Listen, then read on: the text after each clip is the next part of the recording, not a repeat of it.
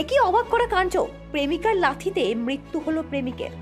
ভালোবাসা জীবন দেয় একথা আমরা জানি, কিন্তু সেই ভালোবাসায় যে এইভাবে প্রাণ কেড়ে নিতে পারে তা কেউ কল্পনাও করতে পারেনি।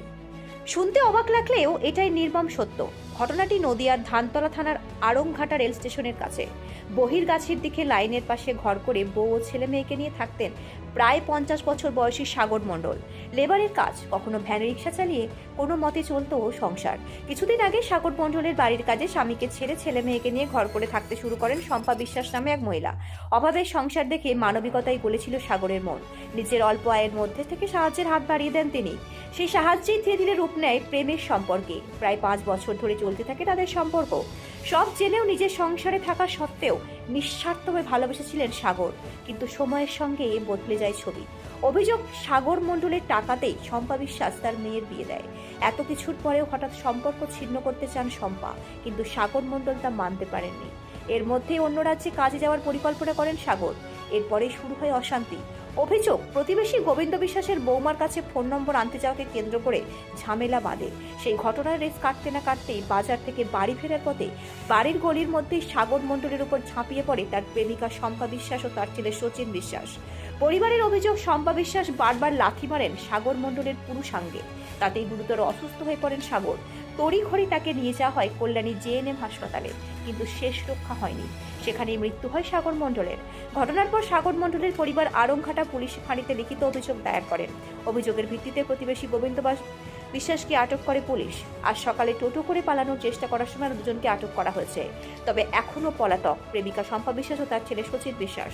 তাদের খোঁজে তল্লাশি চালাচ্ছে আড়ংঘাটা পুলিশ ফাঁড়ির পুলিশ। ভালোবাসা, বিশ্বাস, সাহায্য, সবকিছু শেষে এমন পরিণতি ভাবতেই পারছেন না এলাকাবাসী। এমন ঘটনা যেন প্রশ্ন তুলে দিল, ভালোবাসার পরিণতি কি প্রেমিকার লাথি? ব্যুরো রিপোর্ট, আমার বাংলা নিউজ।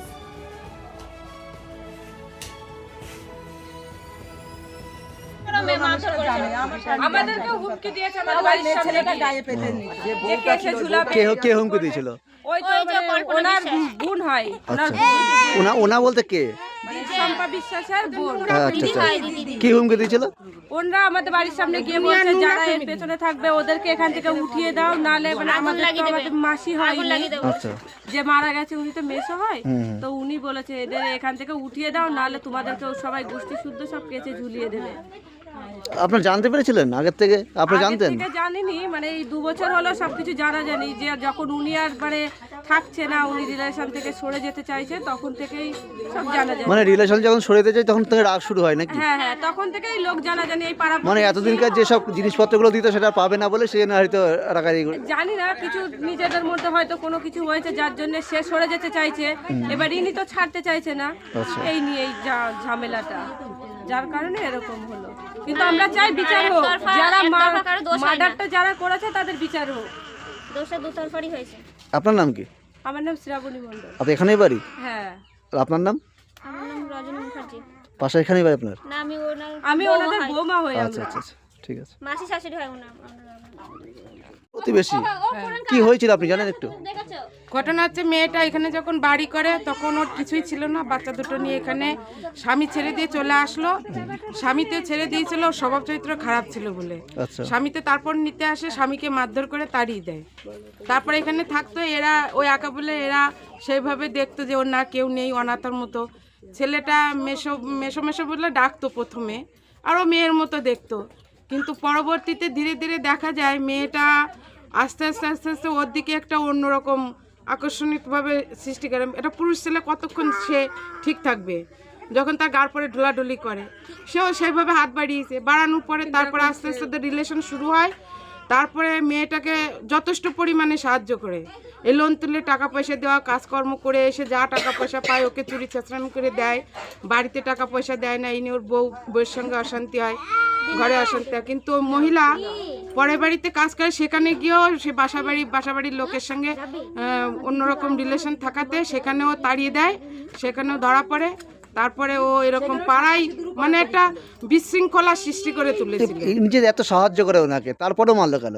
তারপরে মারলো, ঘটনা হচ্ছে ও চাইছে, এখন ওর চেহারা খারাপ হয়ে গেছে, তোমার সঙ্গে আমি মিশবো না। কে চাইছে, এটা কে চাইছে? মেয়েটা চাইছে আচ্ছা। যে তোমার এখন চেহারা খারাপ হয়ে গেছে, আমি তোমার সঙ্গে মিশবো না। আচ্ছা। আর ওর কথা হচ্ছে আমি সারা জীবন তোর সঙ্গে এরকম ভাবে সাহায্য করে আসলাম, তোকে দাঁড় করিয়ে দিলাম, তোর ছেলে মেয়ে মানুষ করে দিলাম, তোর মেয়ে বিয়ে দেওয়ার তাও হেল্প করেছি, মেয়ের বিয়ে দিয়ে দিলাম, তারপর তুই আমার সঙ্গে কেন এরকম করছিস? তো সবই করলাম, এখনো দিচ্ছি, আমি যা ইনকাম করছি এখনো দিচ্ছি, তারপরে তুই কেন এরকম করবি? আর ও জানতো যে আমাকে ও খুব ভালোবাসে, কোনোদিন মারতে পারবে না। ছেলেটার বিশ্বাস ছিল এটা, কিন্তু মেয়েটার মনে মনে অন্যরকম। আজ হঠাৎ মারলো কেন? মারার কারণ ওইটাই যে ওর অন্য জায়গায় রিলেশন আছে। ভোটার? আচ্ছা। অন্য জায়গার আগাগোড়ায় রিলেশন খারাপ। হুম। এবার ও আরেকজনকে ধরেছে, ধরার পরে সেটা হচ্ছে সেটা মেনে নিতে চাইছে না। সেটা মেনে নিতে চাইছে না, মেনে না নেওয়ার কারণেই ওকে মার্ডার করে দেওয়া হলো। এটাই হচ্ছে কারণ। আপনারা জানতেন আগের থেকে যে ওর সঙ্গে সম্পর্ক ছিল? আমরা জানতাম, জেনে শুনে আমরা বলেছি তুই যেরকম দিচ্ছি ওরকম অশান্তি না করে, ও যদি যেটুকু পারে দিচ্ছে খাচ্ছে নে, তোর ওর বাড়ির ফ্যামিলির লোক তো আপত্তি করছে না, তুই শুধু শুধু ওর পরে অত্যাচার করিস। যখন ওই যে মারছিল তখন আপনারা কোথায় ছিলেন?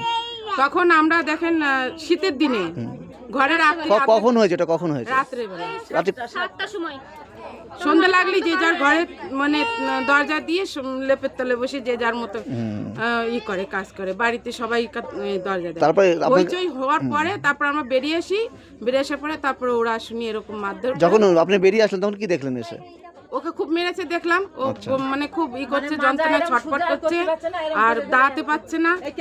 তারপরে ও পালানির ব্যবস্থা করছে, ওকে এমন মার মেরেছে মানে ওর মাথার কোন ঠিক ঠিকানা নেই, ওকে এমনই মেরেছে মাথার কোনো ঠিক ঠিকানা নেই। কি চাইছেন এখন আপনারা? আমরা চাইছি এর প্রতিবাদ হোক। ও যে মেরেছে, ও সারাটা জীবন তো ওর সংসারটা নষ্ট করলো, ওর মানে শরীরটা নষ্ট করে, টাকা পয়সা নষ্ট করলো, তারপর লাস্টে ওকে মারলো। আমরা চাই ওকে যেখানে মারা হয়েছে, ওকে যেখানে পাঠানো হয়েছে ওকেও সেখানে পাঠানো। আপনারা কি কমপ্লেন করেছেন থানাতে? হ্যাঁ, আমরা করানো হয়েছে, কমপ্লেন করেছি। আমরা এখন চাইছি ওরা মা বেটি যে ব্যবসাটা শুরু করেছে, এই ব্যবসাটা যেন এর প্রতিবাদ করা হয়। আর সাগরকে যেখানে পাঠানো হয়েছে মা ছেলে যেন সেখানেই পাঠায়, আইন যেন সেখানেই পাঠায়, ওর যেন ফাঁসির হুকুম হয়। আমরা চাইছি এটাই, আমরা ফাঁসির হুকুম চাই মা ছেলে দুইজনারই। যেহেতু ও কেস করেছে, মা ছেলে দুইজনের ছাড়া পেলে কালকে সাগরের নামে কেস করে আসার পরে ওরা আইন কেন হাতে নিল? আইন হাতে নিয়ে ওকে কেন মার্ডার করলো? ওর নামে তো কেস করেছিল, আইন সাজা দিত ওকে, পরক্রিয়া হিসাবে ওকে আইন সাজা দিত। ও নিজে কেন মার্ডার করলো? আমরা ফাঁসির হুকুম চাই, মা ছেলে দুইজনারই ফাঁসির হুকুম চাই। আপনার নাম? আমার নাম মিঠু রায়। এখানেই বাড়ি? আমার বাড়ি এখানে। ঠিক আছে।